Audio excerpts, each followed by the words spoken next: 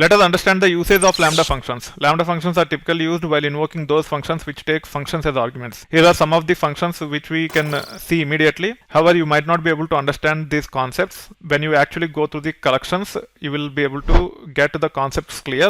In this case, I just want to emphasize that lambda functions are extensively used as part of our day-to-day activities, and hence you should be comfortable with them. Filter, map, sorted, etc. are some of the examples. There are many Python modules which have functions which take other functions as arguments. We will see quite a lot of examples in upcoming chapters. Wherever there are functions which will take other functions as arguments, we tend to use lambda functions wherever we have to pass simple functionality to the higher order functions. Let's look at the help of filter. You can see that filter takes two arguments. One is of type function or none. Second one is of type iterable. When it comes to map, the first argument is of type function. Second argument is of type varying iterables, which means we can pass multiple collections after the first argument, which is of type function. When it comes to sorted, the second argument is key. The first argument is iterable. As part of this keyword parameter or argument, you can actually pass a lambda function to determine what should be used as key to sort the data.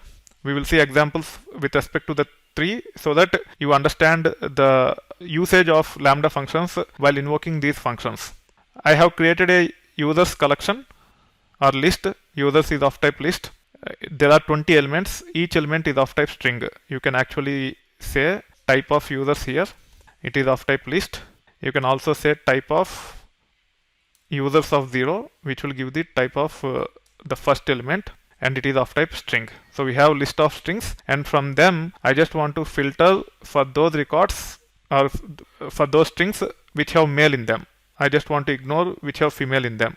If you look at each of these strings, they are comma separated, and the fifth element have the gender. So the first element is user ID, second element is first name, third element is last name, fourth element is email ID, and the fifth element is gender.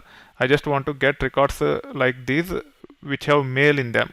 So I have used the filter, and I tend to process each and every record by splitting using comma as delimiter and by extracting the fifth element using this logic, and then by comparing with male. So whatever record satisfies this will be added to these males, and finally you will see only males in this. So out of 20, only 6 are males, and you can see those details here.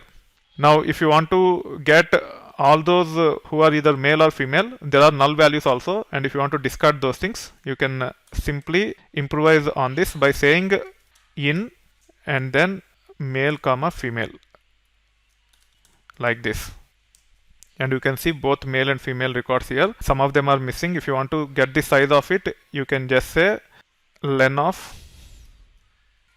unisex. Or both genders. Let me actually say male and females.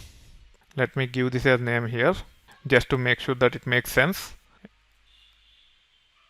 For some reason it is not giving me the number of elements. I just have to convert the output of the filter to a list. By default, filter returns some special type. I just want to convert it into list to use len to get the length. As the data is already processed, it is showing 0 here. We need to run this again. What I need to do is I have to copy this once again, and then I have to run. Now you see there are 17 either males or females. Only 3 are not either male or female, or neither male or female. Probably they might not have chosen to give their gender details. Now out of these 20 records, there are IP addresses, and I want to extract the IP addresses, which is the last element in the record along with the user ID. So I have created a map object called as user IPs, and I have applied the logic to extract the user ID and the last element, which is nothing but the IP address. You need to have some level of understanding with respect to the collections. As I haven't covered those yet, you might not get everything clear now, but you can use this as an example to just demonstrate lambda function can be used to transform the data as part of our map function. So in this case, for each and every record, we got the user ID and the IP address. Few things are missing. I don't know why it is missing. It should not be missing. Our original data have 3, but still 3 did not come up here. I need to figure out. So 3 is missing. Only 3 is missing. I don't know why 3 is missing. Yeah, probably With respect to tree, everything looks good. For some reason, the tree is not coming up, which is not correct. Let me first validate my users to make sure that I am processing the entire dataset. It is very important to validate these things upfront. So as part of the users itself, I don't have tree.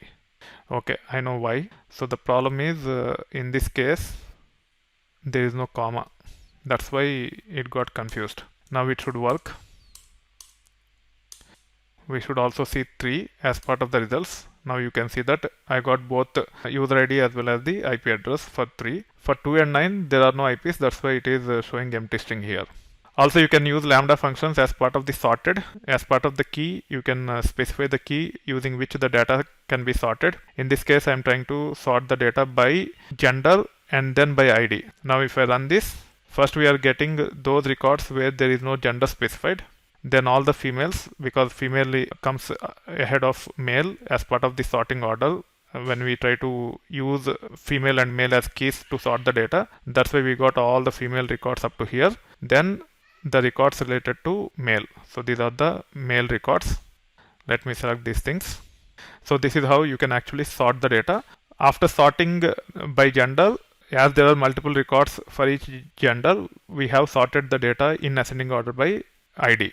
That's why we have this additional logic. If you don't specify int, it will actually sort alphanumeric, not numeric, and you will be seeing incorrect results, which is not correct. That's why we have to use int so that data is sorted as expected. If I remove int here and if I run this, you see here with respect to IDs for the females, after getting all 10, 11, 13, 14, 16, 18, 20, then comes 4, 6 and 8 because the data is sorted as alphanumeric, not numeric. But if I add int, it will work as expected. This is how you can actually use lambda functions on day-to-day basis while invoking the functions which take other functions as arguments. As long as the functionality is simple, you can pass it as a lambda function. If the functionality is very complicated, which requires assignment and also returning values at different steps based on the conditions and all, you have to create a named function and you have to use the named function instead of lambda function. In all these places where we have used lambda functions, such as this one, and this one, we can even use named functions. The function should be taking other functions as arguments. In that place, either we can pass named functions or lambda functions. As long as the functionality is simple, we can leverage lambda functions for that.